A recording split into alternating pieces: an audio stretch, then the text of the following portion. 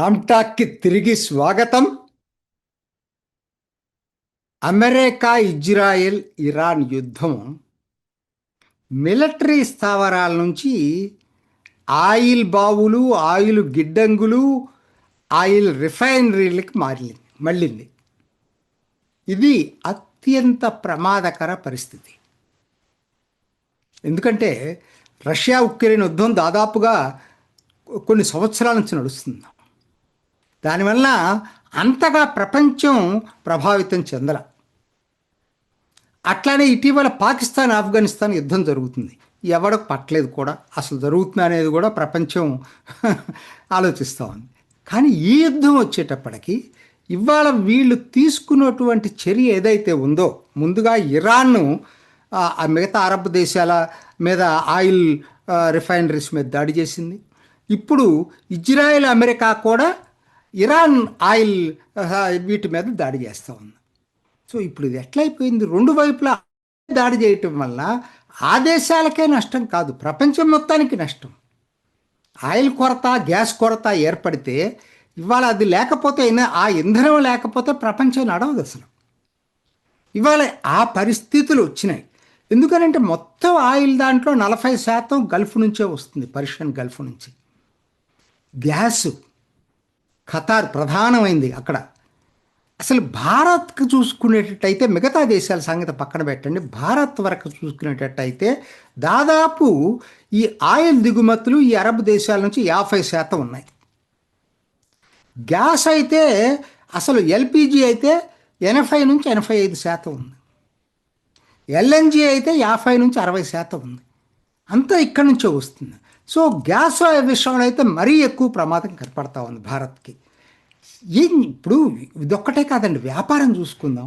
వ్యాపారం చూసుకుంటే మనకి దాదాపు మన ఎగుమతుల్లో 17% గల్ఫ్కి వెళ్తున్నాయి. ఆయిల్ దిగుమతులే కాదు, అసలు యుఏఈ మనకి ప్రధానమైన ట్రేడ్ పార్ట్నర్. చూసుకునేటట్టయితే మనకి వ్యాపారంలో భారత్కి 3rd largest trade partner UAE. ఎగుమతుల్లో చూసుకుంటే 2nd largest export partner. 100 billion 24-25 ఆర్థిక సంవత్సరానికి యుఏఈకి మనకి వ్యాపారం. మరి ఇప్పుడు మొత్తం ఆగిపోయింది కదా. అసలు ఇవన్నీ కాదండి, మన ప్రవాస భారతీయులు దాదాపు 1 కోటి మంది ఉన్నారు. 90 లక్షల నుంచి 1 కోటి దాకా ఉన్నారనేది చెప్తున్నారు. మరి వాళ్ళు పరిస్థితి ఏంటి అక్కడ దాకెందుకు? భారత ఆర్థిక పరిస్థితికి వాళ్ళు ఫారిన్ రెమిటెన్సెస్ వచ్చే వాటిల్లో 38% అక్కడి నుంచే వస్తున్నాయి. గల్ఫ్ కంట్రీస్లో ప్రవాస భారతీయుల నుంచి వస్తున్నాయి. అయిపోతాయి కదా అన్నీ. ముందు దానికన్నా ముఖ్యంగా వాళ్ళ జీవనం, వాళ్ళని గురించి భయమేస్తూ ఉంది, వాళ్ళకి ఏం జరగబోతుంది అనేది. సో ఇది ఒక్క రోజులో ఇది ఇప్పటికే దీన్ని కోలుకోలేని దెబ్బ పాకిస్తాన్కి జరిగింది. సరే, అది వీక్ ఎకానమీ కాబట్టి వెంటనే దాని మీద దెబ్బ పడింది. ఇప్పుడు గవర్నమెంట్ అసలు ఆల్మోస్ట్ ప్యారలైజ్ అయిపోయింది ఫంక్షనింగ్. ఎందుకంటే గవర్నమెంట్ డిపార్ట్మెంట్స్ దాదాపు 50% అసలు ఇంకా వెహికల్స్ తగ్గించుకోమన్నారు. 60% మిగతా వాటిల్లో కూడా ఇప్పుడున్న వాడే ఆయిల్ కన్నా కూడా, పెట్రోల్ కన్నా ఇంకా తగ్గించాలన్నారు. స్కూళ్ళకి సెలవులు ప్రకటించారు. ప్రభుత్వాలకి వారానికి 4 రోజులు ప్రకటించారు. అంటే వాళ్ళకి ఏం చేయాలో తెలియట్లేదు. అసలు ప్రభుత్వం నడపాలంటేనే కష్టంగా ఉంది పాకిస్తాన్కి. సరే, అది వీక్ ఎకానమీ, ఇటువంటి తట్టుకునే పరిస్థితి లేదు. కాకపోతే మిగతా అన్ని సంతృప్తిగా ఉంటాయనుకుంటే పొరపాటండి. ఇది ఆరంభం మాత్రమే. ఇదే ప్రొలాంగ్ అయిందనుకో, ఇంక్లూడింగ్ భారత్, అన్ని దేశాల మీద దీని ప్రభావం పడబోతుంది. భారత్ మీద చాలా ఎక్కువ ఉండబోతుంది. ఇది మనకి చాలా ఆందోళన కలిగించేటువంటి విషయం. అయితే అఫ్కోర్స్ ఈరోజు వరకు ప్రపంచంలో అన్ని దేశాలు గ్యాస్ ప్రైసులు, ఆయిల్ ప్రైసెస్ పెంచినాయి. పెంచినటువంటి ఏకైక దేశం భారత్. అందరూ అంతకుముందు అన్నారు కదా, తగ్గించినప్పుడు మీరు తగ్గించలేదన్నారు. పెంచినప్పుడు కూడా పెంచలేదు. ఇన్నాళ్ళు మరి 10 రోజుల నుంచి పెంచకుండా ఉండటం అనేది చిన్న విషయం కాదు. ఇంకా కూడా ఇప్పట్లో పెంచే ఆలోచన లేదని చెప్తున్నారు. సరే, ఎలా చేస్తుంది ఏంటనేది ఇప్పుడు నేను చెప్పలేను. కానీ దీనికంతా ఒకటే ఒక కారణం అండి, స్ట్రెయిట్ ఆఫ్ హార్మోస్. ఇంకేం లేదు. మీరు హార్మోజ్ జలసంధిని ఎప్పుడైతే మూసివేశారో, మొత్తం ఇదంతా భారత్కి తీవ్ర నష్టం దానివల్ల జరిగింది. మరి నాకు అర్థం కాదు ఏంటంటే, ఇంత పవర్ఫుల్ కంట్రీ అని చెప్పుకుంటుంది అమెరికా. మరి వాళ్ళకి ముందు యాంటిసిపేట్ చేయాలి కదా. ఖచ్చితంగా ఇరాన్ ఈ హార్మోజ్ జలసంధిని మూసేస్తుంది అనేటువంటిది యాంటిసిపేట్ చేసి ఏమి ప్రివెంటివ్ మెజర్స్ అమెరికా తీసుకుంది. ఇప్పటికైనా అమెరికాకున్న అవకాశం ఒకే ఒక్కటి. ట్రంప్ ప్రకటించాడు కదా, బూట్స్ ఆన్ గ్రౌండ్ కూడా అవసరమైతే మేము ఆ ఆప్షన్ను కూడా ఉపయోగించుకోవాలి.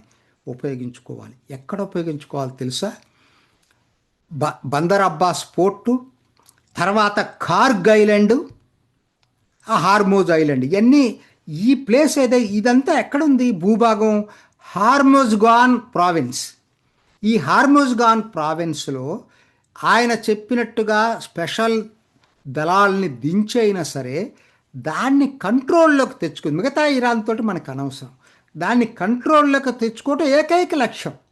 స్ట్రైట్ ఆఫ్ హార్మోజు ఎటువంటిది లేకుండా జరపటం కోసం, నౌకలు అటు ఇటు వెళ్ళటానికి కోసం అని చెప్పి దాన్ని వరకు గనక అమెరికా గనక కంట్రోల్లోకి తెచ్చుకోగలిగేటట్టయితే ఖచ్చితంగా కూడా ఈ యుద్ధం మిగతా ప్రపంచం మీద అంత ఎక్కువ ప్రభావం చూపించదు.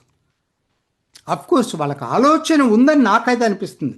ఎందుకనంటే ఇప్పుడు వాళ్ళు ఎయిర్ స్పేస్ క్లియరెన్స్ కావాలా, నేవల్ స్పేస్ క్లియరెన్స్ కావాలా. ఇప్పటికే 46 షిప్స్ని ధ్వంసం చేశారు ఇరాన్ వాళ్ళ. వాటిని ఎయిర్ స్పేస్ కూడా ఆల్మోస్ట్ కంట్రోల్లోకి వస్తుంది. మిసైల్స్ కూడా ప్రయోగించే మిసైల్స్ ఇరాన్ కూడా తగ్గించుకుంది. కాకపోతే డ్రోన్లు ఒక్కటే ఆందోళనకరంగా ఉంది. దాన్ని ఎట్లా ట్యాకిల్ చేస్తారో చూడాలా.